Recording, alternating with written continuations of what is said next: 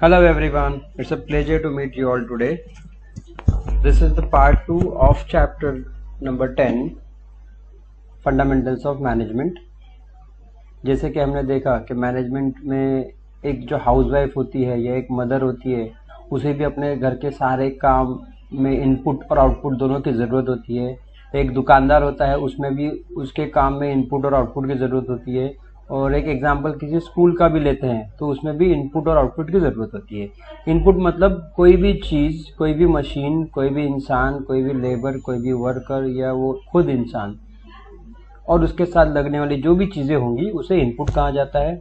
और आउटपुट मतलब इनपुट को लगाने के बाद में उस पर मेहनत करने के बाद में या प्रोसेस करने के बाद में जो हमें चीज़ हासिल होती है, जो हमें एज अ सर्विस में रिजल्ट हासिल होता है या एज अ प्रोडक्ट मैन्युफैक्चरिंग हमें हासिल होता है, that is called as an output. तो हमने एंड में देखा था कि top level management, levels of management क्या होते हैं, उसमें top level management, middle level management and lower management क्या होता है, ये हमने देखा था। सो टॉप लेवल मैनेजमेंट में board of directors and chief executives होते हैं, जिनका काम होता है कि पॉलिसीज बनाना और कंपनी के लिए एक दिशा देना, कंपनी को एक मकसद देना। ठीक है। डिपार्टमेंटल हेड्स होते हैं, जैसे कि मैन्युफैक्चरिंग हेड हो गए, मार्केटिंग हेड हो गया, सेल्स हेड हो गया, तो ये डिपार्टमेंट का काम उनके पास होता है, डिपार्टमेंट पूरा उनके पास होता है। सुपरवाइजर्स होते हैं जो अपने अंदर वर्कर्स के ग्रुप को मैनेज करते हैं, जैसे कि फोरमैन का ग्रुप हो गया, पैकेजिंग का ग्रुप हो गया, फिर कुछ स्किल्ड लेबर्स भी हो सकते हैं। तो ऐसे अलग अलग ग्रुप्स होते हैं, इनका ग्रुप हो जाता है। तो यहाँ पे इनकी कुछ डेफिनेशंस एंड डिटेल्स दी हुई हैं। अब यहाँ पे एक चीज़ मैनेजमेंट लेयर में एक चीज़ ऑब्जर्व करने लायक है कि जितना नीचे आप देखोगे लेयर, उतना आपको ज़्यादा लोग दिखेंगे, जितना आप टॉप पे देखोगे उतना आपको कम लोग दिखेंगे। At the very top you will see always the one person. ठीक है। तो एक्चुअली यहीं से सारा चीज़ नीचे नीचे नीचे आता है। जैसे हमारे फैमिली में भी आपने देखा होगा, किसी की भी फैमिली में एक कोई पर्सन होता है जो एकदम टॉप पे होता है और उसकी सारी बात मानी जाती है और उसके सारे बताए हुए रूल्स नियम लागू होते हैं पूरे परिवार में और वो फॉलो किए जाते हैं। तो यहाँ पर भी कुछ इसी तरीके से एक सिंपल मैनेजमेंट हायरार्की है, जिसमें टॉप टू बॉटम हायरार्की को फॉलो किया जाता है और जो भी यहाँ से चीज़ें डायरेक्शन दिया जाता है या पॉलिसीज दी जाती है उसको बॉटम में फॉलो किया जाता है। ठीक है। यहाँ पर यही चीज़ बताई हुई है, from lower to top level management, at the top organisation there is usually one person. ठीक है, यही सब मैंने आपको एक्सप्लेन किया हो। Now what are the functions of management. Basically management के फंक्शन को 6 कैटेगरीज में डिवाइड किया हुआ है। One is planning, organising, staffing, directing, coordinating and controlling. Planning मतलब कोई भी चीज़ को एडवांस में प्लान करना ऑलवेज बेटर होता है। Well begun is half done जिसे कहते हैं। तो किसी भी चीज़ को पहले से प्लानिंग करें और उसको टारगेट करके रखे, उसके हिसाब से चीज़ों को पॉलिसीज बनाए, उसके हिसाब से शेड्यूलिंग करें काम का, उसके हिसाब से स्टाफिंग करो, सब चीज़ करो, तो वो अच्छा ही काम हो जाएगा। ठीक है। तो planning is the key point for the management. Organising after the plans, पहले प्लान किया जाता है, उसके बाद में ऑर्गेनाइजिंग किया जाता है। Management has to organise the activities, physical resources of the firm to carry out the selected programme successfully. अभी हमने प्लानिंग कर लिया, अभी हमें जो भी रिसोर्सेज लगते हैं, जैसे मशीनरीज लगती है, प्रोडक्ट बनाना है तो रॉ मटेरियल लगता है, फिर रिसोर्सेज कहेंगे तो लाइक स्टाफ लगेगा, तो ये सारा चीज़ का प्लानिंग के बाद में ये सब काम एग्जीक्यूशन में स्टार्ट हो जाता है। Now identifying the task involve and grouping them, मतलब ये भी ज़रूरी है ना कि मार्केटिंग का काम को सेपरेट कर दो, फिर सेल्स का काम को सेपरेट कर दो, मैन्युफैक्चरिंग के काम को सेपरेट कर दो, फिर इसमें क्लीनिंग होगा, फिल्टरेशन होगा, पैकेजिंग होगा, जो भी काम होगा वो सारे काम को सेपरेट कर दो। ये सब काम ऑर्गेनाइजेशन में आता है। स्टाफिंग मतलब पूरा जितना भी ह्यूमन रिसोर्स का काम होता है, रिक्रूटमेंट का काम होता है, वो स्टाफिंग में आता है। जैसे कि इंटरव्यूज शेड्यूल करना, फिर इंटरव्यूज को कंडक्ट करना, फिर नेक्स्ट लेवल पे इंटरव्यूज रखना, मैनेजमेंट लेवल से इंटरव्यूज रखना, फिर उनसे कैंडिडेट से डिस्कस करना, जॉब प्रोफाइल है उनको सिलेक्शन करना, फिर उनका अपॉइंटमेंट करना, ये पूरा काम स्टाफिंग के अंदर आ जाएगा। डायरेक्टिंग में होता है कि अपने जो नीचे लोग हैं उनको गाइड करना, उनको गाइड करना, उनको कम्युनिकेट करना, उनको लीड करके बताना कि भाई ये काम इस तरीके से किया जाएगा, उनको एक डायरेक्शन देना। ठीक है, क्यों डायरेक्शन देना? क्योंकि वो हमारा उनका परफॉर्मेंस इंप्रूव हो जाए, और उनका परफॉर्मेंस इंप्रूव होगा तभी कंपनी को बेनिफिट होगा। ठीक है, और उनको हमेशा इंस्पिरेशन देना होगा आपको कि आप अच्छा कर रहे हो, आप अच्छा कर सकते हो। तो उनको मोटिवेट करो, उनको इंस्पायर करो और उनको अच्छा रास्ता बताओ ताकि वो अच्छे से इनिशिएटिव लेके क्रिएटिव वर्क कर सके। Now controlling. तो कोई भी काम करने से पहले जब हमने प्लानिंग कर ली, सारा चीज कर लिया, अभी हमें जरूरत है कि उसके परफॉर्मेंस को मेजरमेंट करें, और उसके एक्चुअल परफॉर्मेंस को मेजरमेंट करने के बाद में उसमें क्या डिफरेंस नोटिस हो रहा है आपको, और वो डिफरेंस को करेक्शन करना भी इम्पोर्टेंट है। फॉर एग्जांपल, आप चाहते हो कि वो एक घंटे में 10 घंटा एक दिन में 10 घंटे यूटिलाइज करे, और मे बी कुछ होता है ना, जब कंपनी में 100 लोग काम करते हैं, 200 लोग काम करते हैं, 1000 लोग काम करते हैं, तो डिफरेंस ऑफ ओपिनियन होता है कि ये काम ऐसे नहीं वैसे होना चाहिए था। तो ऐसे चीज़ों में आपने बहुत बार देखा होगा कि डिस्कशन में ही वर्कर्स लोग, लेबर्स लोग या एम्प्लॉयज लोग कभी कभी 1 घंटा, 2 घंटा, आधा दिन वेस्ट कर देते हैं। सो ये सब चीज़ों का ज़रूरी है कि कोई उनको प्रॉपरली मैनेजमेंट उनको ऑब्जर्व करे, उनके परफॉर्मेंस को ऑब्जर्व करे, उनके काम को ऑब्जर्व करे, और उनके काम में जो कमी है उसको डायरेक्शन दे। अगर आप डायरेक्शन नहीं दोगे तो क्या करेंगे ना, एम्प्लॉयज उसको डिस्कस ही करते रहेंगे कि यार शायद ये ऐसा नहीं वैसे होना चाहिए था, और जिस डायरेक्शन में जाना है उस डायरेक्शन को छोड़ के अलग ही लाइन में वो मतलब बस डिस्कशन ही करते होंगे, या डिफरेंस ऑफ ओपिनियन क्रिएट होगा तो रिलेशंस भी खराब हो जाता है इंटरनली। ठीक है, now coordination. Management has to ensure that all activities contribute to the achievement of the objectives of the business as a whole. मतलब जितने भी काम है वो कोऑर्डिनेशन के साथ चलने चाहिए, कोई चीज आगे पीछे नहीं होना चाहिए। ठीक है, तो उसके लिए क्या जरूरी है? उसके लिए सिंक्रोनाइजेशन जरूरी है। मतलब सारे डिपार्टमेंट्स एक दूसरे से कनेक्टेड होने चाहिए, सारे डिपार्टमेंट्स में अपडेट प्रॉपर जाना चाहिए कि भाई ये चीज बनी है, ये चीज नहीं बनी है, ये चैलेंजेस है, ये चैलेंजेस नहीं है, या इतना काम हुआ है, इतना काम नहीं हुआ है। तो अगर कोऑर्डिनेशन नहीं होगा तो उसमें भी प्रॉब्लम आ सकता है। तो सारे हेड्स ऑफ डिपार्टमेंट को ये सब चीज में इम्पोर्टेंट है कि वो हर चीज की खबर रखे कि कौन सी चीज का क्या परफॉर्मेंस हो रहा है। अब ये जो हमारा जो कोऑर्डिनेशन है, ये एक बड़ा पॉइंट है कोऑर्डिनेशन। इसके अंदर इसकी कैरेक्टरिस्टिक्स भी यहाँ पर कुछ मेंशन करी हुई है। Coordination is the essence of management. अगर कोऑर्डिनेशन नहीं होगा, क्योंकि देखो मैनेजमेंट इज नॉट समथिंग, एक कोई फिजिकल प्रोडक्ट नहीं है। मैनेजमेंट एक it is rules and discipline and how to utilise your resources and use it effectively, वो मैनेजमेंट होता है, राइट। तो ये कोई प्रोडक्ट नहीं है। तो इसका मेन एसेंस क्या है कि कोऑर्डिनेशन। अगर आपके एम्प्लॉयज में, आपके मैनेजमेंट लेयर्स में कोऑर्डिनेशन की कमी है तो डेफिनेटली एक अच्छा रिजल्ट आपको नहीं मिलेगा। या तो आपके एम्प्लॉयज में कॉन्फ्लिक्ट होगा, या तो एक काम 2 लोग कर देंगे डबल तो भी प्रॉब्लम है, डुप्लीकेशन ऑफ वर्क हो जाएगा तो भी प्रॉब्लम है। हाँ, कोऑर्डिनेशन सारे लेवल पे रिक्वायर्ड है। ऐसे नहीं कि खाली वर्कर्स को ही कोऑर्डिनेशन करना चाहिए। Coordination from top to bottom and bottom to top, सारे डिपार्टमेंट में, सारे वर्कर्स में, सारे एम्प्लॉयज में, सारे स्टाफ में कोऑर्डिनेशन जरूरी है। कोऑर्डिनेशन एक कंटिन्यूअस एक्टिविटी है। ऐसा नहीं कर सकते कि भाई चलो 2 महीने से हम अच्छा कोऑर्डिनेट कर रहे हैं, अभी 1 महीना हम लोग ब्रेक ले लेते हैं। So coordination can not be discontinued, it is a continuous process.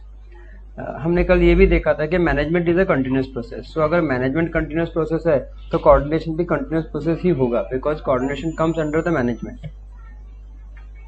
Coordination is a conscious action. Conscious action मतलब ये एक इंटेंशनल चीज है, हम चाहते हैं कि ऐसा हो।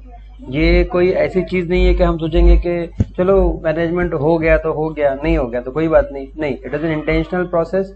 हमें एक एक्शन लेके उसको एक डायरेक्शन देके उसके हिसाब से चलना है।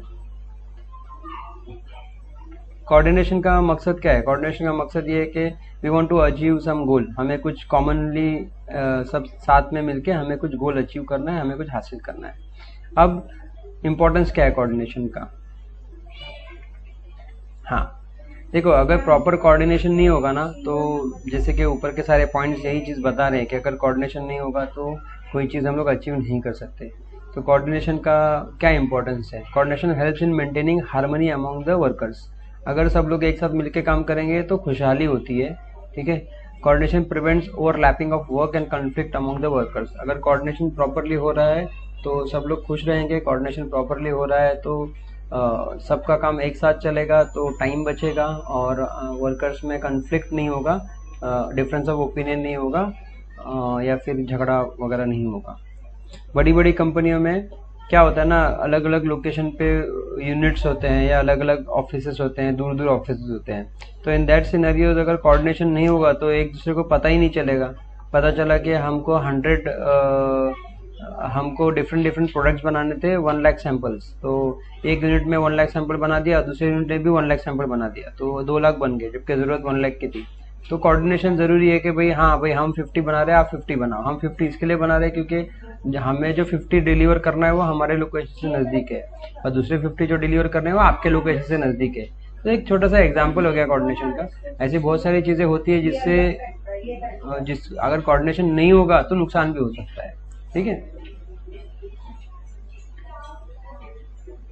कोऑर्डिनेशन मदद करता है कि अल्टीमेट आपका जो भी गोल है उसको आप अचीव कर सको। कोऑर्डिनेशन हमेशा मैनेजमेंट एंड एम्प्लॉयज़ के बीच में होता है, और मैनेजमेंट एंड एम्प्लॉयज़ के बीच में कनेक्टिविटी अच्छा होना चाहिए, कम्युनिकेशन अच्छा होना चाहिए। कोऑर्डिनेशन से टाइम बचता है एंड कॉस्ट ऑफ ऑपरेशन कम होता है। टाइम बचता है मतलब कोऑर्डिनेशन होगा तो एक्स्ट्रा टाइम वेस्ट नहीं होगा, और कोऑर्डिनेशन होगा तो टाइम वेस्ट नहीं होगा, तो टाइम यूटिलाइज अच्छे से हो जाएगा। तो डेफिनेटली आपका जो कॉस्ट है वो बचेगा, और कॉस्ट बचेगा मतलब प्रॉफिट बढ़ेगा।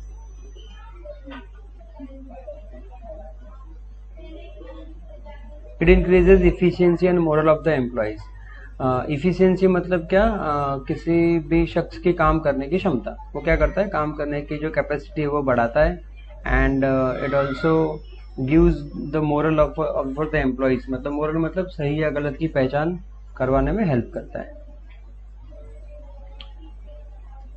Coordination synchronises the activities of an organisation. जो हमने ऊपर जो देखा वो ये सब उसी की बात है कि कोऑर्डिनेशन से सिंक्रोनाइजेशन होता है, सारा काम एक साथ हो जाता है, सबको सब चीज़ों की खबर हो जाती है। So that is why it is very important essence of the fundamentals of management. बहुत ही इंपॉर्टेंट पॉइंट है। Now what are the principles of the management? Management principles are the broad guidelines for the managers for decision making. Management के principle मतलब उसके नियम, उसके rule क्या है। वो रूल होंगे तो ही कंपनी अगर रूल इशू करेगी तो ही मैनेजमेंट उसको फॉलो कर पाएगा ना, उसी से वो डिसीजन ले पाएंगे। The principle of management are derived on the basis of observation and experimentation. जब तक हम अपनी कंपनी को, अपने काम को, अपने एनवायरनमेंट को, हमारे यूनिट को, मैन्युफैक्चरिंग या मटेरियल, सारे चीज़ों को जब तक आप ऑब्जर्व नहीं करते हो और उसके ऊपर एक्सपेरिमेंटेशन नहीं करते हो, आप प्रिंसिपल्स या आप डिसिप्लिन या आप रूल बनाने में आपको प्रॉब्लम हो जाएगी। ये देखिए ये यूनिवर्सल होता है। जैसे हमने ऊपर भी देखा था, ऊपर आई मीन टू से at the start of the chapter के कोई भी स्कूल हो, कॉलेज हो, घर हो, दुकान हो, छोटा बिजनेस हो, बड़ा बिजनेस, सब जगह पे मैनेजमेंट इज रिक्वायर्ड। तो ये यूनिवर्सल है, हर जगह पे रिक्वायर्ड है। फ्लेक्सिबल है मतलब आप उसको अपने हिसाब से चेंज कर सकते हो, जैसा आपका सिचुएशन है, जैसे आपकी ज़रूरत है उसके हिसाब से आप चेंजेस कर सकते हो। And aim to influence human behaviour. Human behaviour unpredictable होता है, मतलब उसको आप उसका अंदाज़ा नहीं लगा सकते कि कौन सा इंसान कैसा है। तो अगर आपका कम्युनिकेशन अच्छा है, आपका कोऑर्डिनेशन अच्छा है, आपका रूल्स आपके अच्छे हैं, तो आप आपके एम्प्लॉयज़ को इन्फ्लुएंस कर सकते हो, आप उनको इम्प्रेस कर सकते हो। तो अगर वो आपसे खुश रहेंगे तो डेफिनेटली वो अच्छा परफॉर्म करेंगे, ठीक है। Cause and effect relationship. Management principle indicates clearly the cause of various action and consequences of various decisions. For example, according to the principle of discipline, smooth running of business is the result of discipline. ठीक है, तो कोई भी business जब smoothly run होता है तो वो क्यों रन होता है? Because of discipline. Significance of principle of management. Significance of principle of management का मतलब होता है importance of management principles. Principle of management का इंपॉर्टेंस क्या है? Act as a guide for research in management. In earlier day workers were motivated by the remuneration. मतलब क्या होता है ना कि पहले लोगों को, वर्कर्स को क्या मोटिवेट करता था या किस चीज का अट्रैक्शन था कि आपको बोनस मिलेगा, ओवर टाइम मिलेगा, भत्ता मिलेगा, ठीक है। बट अभी वर्कर्स को और एम्प्लॉइज को क्या दिया जाता है? Family health insurance, mediclaim, education, PF, savings, ये सब दिया जाता है, ठीक है। Improve understanding. The principle management help the manager for taking correct decision. Managers can handle situations smoothly. तो इससे क्या होता है? इससे अंडरस्टैंडिंग भी इम्प्रूव होता है। Identify the areas for training of management. देखो मैनेजमेंट के जो भी प्रिंसिपल्स है, रूल्स है, उससे इनको क्या होता है? इनको एक ऑब्जर्वेशन मिल जाता है, इनको पॉइंट्स मिल जाते हैं जहां से ये लोग क्या करेंगे, ये लोग मैनेजर्स को identify the areas of training manager. मतलब ये लोग कुछ आइडेंटिफाई करेंगे, कुछ एरियाज जहां पर डिफरेंस है वहां पर वो लोग आइडेंटिफाई कर सकते हैं और उनको बता सकते हैं कि हाँ ये चीज में कमी है, तो इस चीज में जिस चीज में कमी है उस चीज को वो लोग इम्प्रूवमेंट करवा सकते हैं वहां पर उस चीज में, ठीक है। Act as a reference for manager. यहाँ पे इवैल्यूएशन होता है whether decision taken by him is appropriate और एक्यूरेट। मतलब एक नियम बन गया कि इस चीज को इस तरीके से करना है, ठीक है। फिर जब कोई काम एक्चुअल में ग्राउंड पे होता है तो उस रूल से मैच कर सकते हैं, उस प्रिंसिपल से मैच कर सकते हैं कि हमने जैसा किया है वो इसके जैसा है क्या। तो एक रेफरेंस पॉइंट हो जाता है कि हाँ हमने जो किया है वो इसके जैसा है या ऐसा है, ठीक है। Then increases efficiency. Principles are guidelines for managers for taking accurate decisions. तो ये रूल्स जो होते हैं वो क्या करते हैं? हमें एक गाइडलाइंस देते हैं, हमें एक नोट देते हैं जहाँ से हम हमारे डिसीजंस को एक्यूरेटली ले सकते हैं। जैसे कि ऊपर बताया कि एक रेफरेंस पॉइंट का काम करता है, प्लस ये हमारी इफिशियंसी को भी इंक्रीज करता है, मतलब हमारी क्षमता को, हमारी कैपेसिटी को बढ़ाता है। Principles of scientific management. Frederick Winslow Taylor identified. मतलब फ्रेडरिक विंस्लो टेलर एक बिजनेसमैन थे। इन्होंने क्या बताया?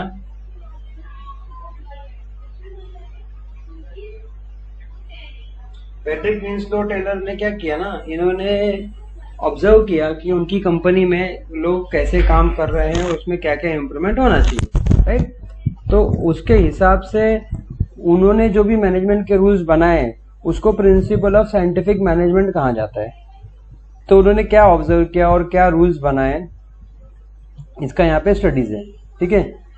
Development of science for each element of man's work. Decision should be based on facts rather than the rule of thumb. मतलब आप कोई चीज को रूल बना के मत बैठो, डिसीजन फैक्ट के बेसिस पे ही होगा या सिचुएशन के बेसिस पे होगा। कोई भी चीज, जैसे टाइम कितना लगेगा या वर्कर्स थक रहे हैं क्या, ये एनालिसिस होना चाहिए, तभी आपका बेस्ट रिजल्ट मिलेगा, तभी आपके एम्प्लॉयज भी अच्छे परफॉर्म करेंगे, ठीक है। ये development of science for each element man's work. मतलब हर चीज को आप ऑब्जर्व करो, फिर आप उसको एक्सपीरियंस करो और उसके हिसाब से डिसीजन लो, ये इसका नियम है। Scientific selection, training, development of workmen. It is necessary that workmen are appointed with due care scientifically on the basis of job analysis and job description. मतलब आप जिस वर्कर को अपॉइंट कर रहे हो वो स्किल्ड होना चाहिए, एक्सपीरियंस होना चाहिए और जॉब के हिसाब से उसका स्किल्स मैच होना चाहिए। जॉब के हिसाब से मतलब जो भी उसको काम मिलने वाला है उसके हिसाब से उसके स्किल्स मैच होनी चाहिए। Close cooperation between workers and management. Close cooperation between worker and management, ये ऊपर भी हमने एक पॉइंट देखा था कि मैनेजमेंट एंड एम्प्लॉइज दोनों का क्लोज कोऑर्डिनेशन होना चाहिए। कोऑर्डिनेशन में हमने ये चीज देखी थी। तो सेम चीज है कि आप एक चीज प्लानिंग कर रहे हो और एग्जीक्यूट तो वर्कर्स करने वाले हैं, बरोबर।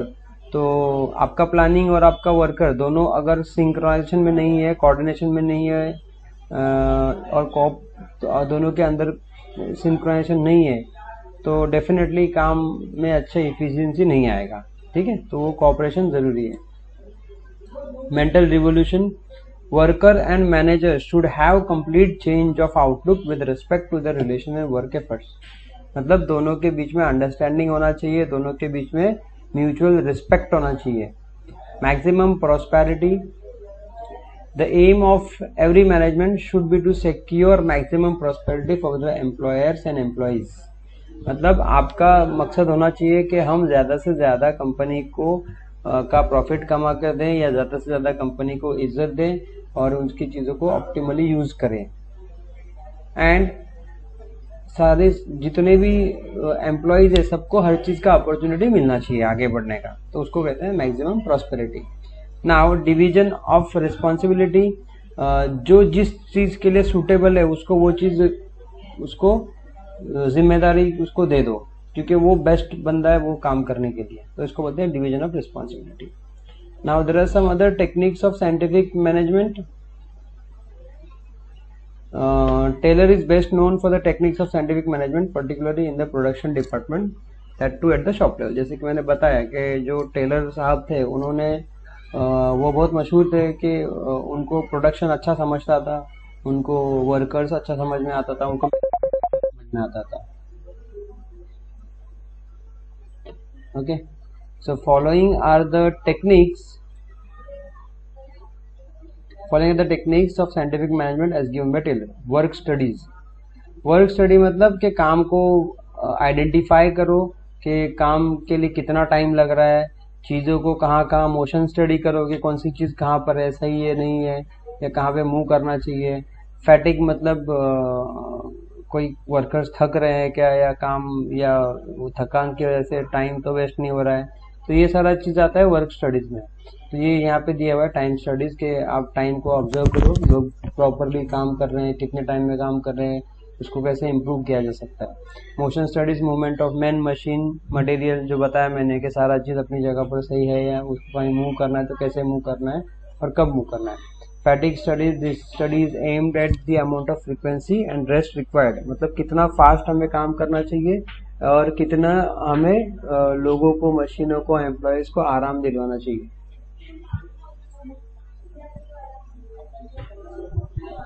Method study. Analysis and evaluation होता है. जो एनालिसिस मतलब क्या, एनालिसिस मतलब किसी भी चीज़ को ऑब्जर्व करना और उसमें से कंक्लूजन निकालना, और उसको इवैल्यूएशन करना मतलब चेक कर, एक हमारे पास जो भी मेथड है उसको चेक करना, मैच करना कि हाँ ये चीज़ बराबर है कि नहीं है.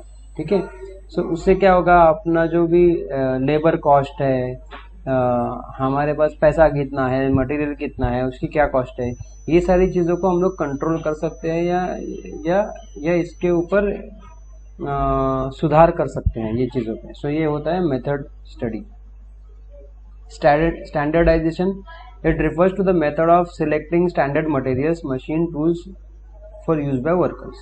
मतलब हमें वर्कर्स के लिए कौन से मशीन्स यूज़ करने चाहिए, वर्कर्स को देने के लिए कौन से मशीन्स लेने हैं, कौन से मशीन से जो बेस्ट है, मतलब क्वालिटी भी अच्छी हो, उनकी भी सेफ्टी हो और कॉस्ट भी ऐसी हो कि कंपनी को अफोर्ड हो जाए और ज़्यादा पैसा भी वेस्ट ना हो. ठीक है, इसको कहते हैं standardisation. Functional foremanship. Under functional foremanship a worker is supervised by several specialist foreman. ठीक है, तो यहाँ पे एक फैक्ट्री मैनेजर है, फिर प्लानिंग इंचार्ज है, प्रोडक्शन इंचार्ज है, उसको पता है, इंस्ट्रक्शन कार्ड क्लर्क है, टाइम एंड कॉस्ट क्लर्क है, देन गैंग बॉस जो जनरली वर्कर्स को सप्लाई करता है, देन इंस्पेक्टर. तो अलग अलग किस्म के यहाँ पर एम्प्लॉयज़ का डिपार्टमेंटल वाइज चार्ट बनाया हुआ है, डायग्राम बनाया हुआ है. ठीक है. डिफरेंशियल पीस रेट प्लान क्या होता है, जैसे कि एग्जांपल देता हूँ मैं आपको डायरेक्टली कि टेलर ने बताया कि जिसको ज़्यादा पेमेंट मिल रहा है या जो ज़्यादा स्किल्ड है उसको ज़्यादा स्लैब वाला पेमेंट दो, जो कम स्किल है उसको कम स्लैब वाला पेमेंट दो. फॉर एग्जांपल, अगर एक बंदा है जो एक दिन में 100 यूनिट्स बनाता है, 100 चीज़ें बना रहा है, 100 समझो हम लोग एक LED लाइट बना रहे हैं, तो एक बंदा 100 बना रहा है, तो एक लाइट बनाने का अगर हम उसको 1 रुपया दे रहे हैं, ठीक है, तो उसको कितना रुपया मिलेगा, फिर 100 मल्टीप्लाई बाय 1 तो 100 रुपीज़ मिलेगा। और एक बंदा है जो 80 यूनिट बना रहा है, तो उसको अगर हम लोग 0.75 पैसे देंगे तो उसको 60 रुपीज़ ही मिल सकता है। ठीक है, क्यों? क्योंकि जो ज़्यादा काम कर रहा है उसको उसका जो रेट होना चाहिए वो ज़्यादा होना चाहिए, क्योंकि वो हाईली स्किल्ड है। और जो कम काम कर रहा है उसको रेट थोड़ा सा कम होना चाहिए। इससे क्या होगा, जो ज़्यादा काम कर रहा है ना वो रोज़ ये सोचेगा कि मुझे ज़्यादा सैलरी मिल रहा है क्योंकि मैं ज़्यादा अच्छा काम कर रहा हूँ, मुझे अच्छा रेट मिल रहा है, तो मुझे और अच्छा काम करने का सोचना चाहिए। और जिसको कम सैलरी मिल रहा है ना वो क्या सोचेगा कि यार मैं थोड़ा अच्छा काम कर लूँगा तो मुझे भी 60 पैसे की जगह 60 रुपीज़ की जगह मुझे भी 100 रुपीज़ या 120 रुपीज़ मिल सकता है। तो एक एक जो अच्छा काम कर रहा है वो और अच्छा काम करेगा, और जो अच्छा काम नहीं कर रहा है वो अच्छा काम करने के लिए सोचना शुरू कर देगा। ठीक है, तो ये differential piece and rate plan है। Now general principles of management, कुछ बेसिक रूल्स है। Manager should be guided by certain principles and evolve 14 general principles of management. 14 rules है यहाँ पे, प्रिंसिपल्स है मैनेजमेंट के जो मेंशन है। डिवीजन ऑफ वर्क, जैसे कि काम सब में बराबर डिवाइड होना चाहिए, वो काम उसी को डिवाइड होना चाहिए जो बेस्ट सूटेबल है। अथॉरिटी एंड रिस्पॉन्सिबिलिटी, मतलब क्या कि काम जिसको मिल रहा है वो रिस्पॉन्सिबिलिटी हो गई, और अथॉरिटी मीन्स कि वो मतलब मुझे अथॉरिटी मिली कि मैं 10 लोगों को मैनेज कर सकता हूँ। ठीक है, और 10 लोगों को जिम्मेदारी मिली कि आपको ये काम करना है, तो इसको बोलते हैं authority and responsibility. Discipline, this principle emphasises that subordinate should respect there superiors. Discipline मतलब कि आपके अंडर के एम्प्लॉई आपको, आप जो भी सुपीरियर है या मैनेजर है उसको वो रिस्पेक्ट देना चाहिए, and at the same time उनके जो मैनेजर्स है मैनेजर्स भी एम्प्लॉई को रिस्पेक्ट देना चाहिए। यूनिटी ऑफ कमांड, जो आपका बॉस बोलेगा उसको फॉलो करना ज़रूरी है। तो ऐसा नहीं हो कि बॉस ने एक चीज़ बोला और आपने उसको फॉलो नहीं किया क्योंकि किसी और एम्प्लॉय ने बोला कि ऐसा नहीं करना चाहिए, वैसा करना चाहिए। So it is always better कि जो भी आपका रिस्पेक्टिव लाइन मैनेजर होगा उसकी बातों को आप फॉलो करो, उसके रूल्स को आप फॉलो करो, तो क्या होगा, यूनिटी होगा और डिस्कशन में टाइम नहीं वेस्ट होगा। यूनिटी ऑफ डायरेक्शन भी कुछ सेम ही है कि जो प्लान ऑफ एक्शन बन रहा है उसको आप फॉलो करो, इससे भी अनवांटेड आर्ग्यूमेंट्स एंड डिस्कशंस नहीं होंगे, टाइम बचेगा और इफिशिएंसी बढ़ेगी। Subordination of individual interest to general interest, ऐसा है कि कोई भी काम जब डिसाइड होता है या प्लानिंग डिसाइड होती है तो हमेशा ना किसी भी एम्प्लॉय का खुद का इंडिविजुअल इंटरेस्ट क्या है उसके हिसाब से भी काम का तरीका डिसाइड होना चाहिए। ऐसा नहीं हो कि आपने काम का तरीका ऐसा डिसाइड किया जिसमें कंपनी को बहुत फायदा हो रहा है लेकिन एम्प्लॉय की जान को खतरा है। So it should be always in the interest of your employees, क्योंकि अगर आपके एम्प्लॉय के इंटरेस्ट का होगा तो कंपनी को जरूर बेनिफिट करेगा। ठीक है, सबऑर्डिनेशन ऑफ इंडिविजुअल वाला पॉइंट हो गया जो अभी मैंने बताया। Remuneration, management should try to give fair wages to the employees. आपके एम्प्लॉयज को अच्छा खासा पैसा मिलना चाहिए जिससे उनका लाइफ इजीली गुजर सके। सेंट्रलाइजेशन मतलब जैसे पहले इतना सेंट्रलाइज नहीं था, जैसे कि एक यूनिट वहाँ पर है, एक यूनिट यहाँ पर है, अलग अलग जगह पे यूनिट्स होते थे और उसके बीच में कोऑर्डिनेशन नहीं होता। अभी टेक्नोलॉजी है, टेलीफोन्स है, इंटरनेट है, तो सेंट्रलाइजेशन में काम कर सकते हैं। स्केलर चेन, जो भी नीचे काम करने वाले लोग हैं उनको रिपोर्ट ऊपर पहुंचाना चाहिए, एंड मतलब जैसे कि सुपरवाइजर्स को दे दिया, सुपरवाइजर ने मैनेजर को दे दिया, मैनेजर ने टॉप लेवल पे दे दिया। ठीक है, ऑर्डर प्लेसमेंट मतलब प्रॉपर स्पेस अवेलेबल होना चाहिए काम करने के लिए, और काम करने के लिए समझो जितना भी मटेरियल लगता है वो मटेरियल रखने के लिए भी सफिशिएंट स्पेस प्रोवाइड करना चाहिए। ठीक है, इक्विटी मीन्स जैसे कि ऊपर हमने देखा था कि मैनेजर्स को भी काइंड एंड जस्ट वर्कर्स होना चाहिए, किसी से डिफरेंस नहीं होना चाहिए, सब उनके लिए सेम होना चाहिए, सबको रिस्पेक्ट एंड फेयर पैसा मिलना चाहिए। स्टेबिलिटी ऑफ टेन्योर मतलब फ्रीक्वेंट टर्मिनेशंस नहीं होना चाहिए एम्प्लॉय का। ऐसा नहीं होना चाहिए कि भाई हर महीना 100 एम्प्लॉय की कंपनी और हर महीने 10 एम्प्लॉयज छोड़ के जा रहे हैं, मतलब कुछ तो प्रॉब्लम है। So this should not be the case, ऐसा नहीं होना चाहिए। ठीक है, तो सबको इक्वली अगर आप ट्रीट करोगे, सबको अच्छा सैलरी मिलेगा, अच्छा रिस्पेक्ट मिलेगा, तो डेफिनेटली स्टेबिलिटी होगा। इनिशिएटिव्स, जब भी आप प्लान डिसाइड करते हो उसका इनिशिएशन लेना चाहिए, उसको आगे बढ़ाने के लिए लीडर्स की ज़रूरत होती है।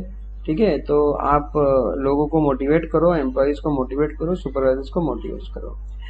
एस्पिरिट डे कॉर्प्स मतलब टीम स्पिरिट, हमेशा अपने टीम को मोटिवेट करो, इंस्पायर करो, ताकि आपका काम जल्दी हो और अच्छे से हो। इससे क्या होता है, म्यूचुअल ट्रस्ट होता है, सेंस ऑफ यूनिटी आती है, और जहाँ पे म्यूचुअल ट्रस्ट आ गया, सेंस ऑफ यूनिटी आ गई, कोऑर्डिनेशन आ गया, सिंक्रोनाइजेशन आ गया, कोऑपरेशन आ गया, वहाँ पर आपका काम जल्दी होगा, फास्ट होगा, विदाउट एनी डिले होगा। So this is the end of our chapter. It's a very good chapter, fundamental of management. This will not only help you in your daily life, but it will also help you in your job. It will also help you in your business. ये आपको एक सारा चीज का overview देता है आपको business के बारे में कि मैनेजमेंट क्या होता है। आप अगर मैनेजमेंट में कभी जॉब भी करते हो तो उसके बारे में भी आपको अच्छी खासी बेसिक इन्फॉर्मेशन देता है। So very good chapter and very informative chapter, very interesting chapter. थोड़ा सा लेंदी है बट यस, एक बार भी पढ़ लोगे अच्छे से ध्यान से तो पॉइंट्स ध्यान में रहेंगे, इस तरीके के हैं, एंड आपको डेली लाइफ में बहुत इसका यूज होगा। Thank you so much.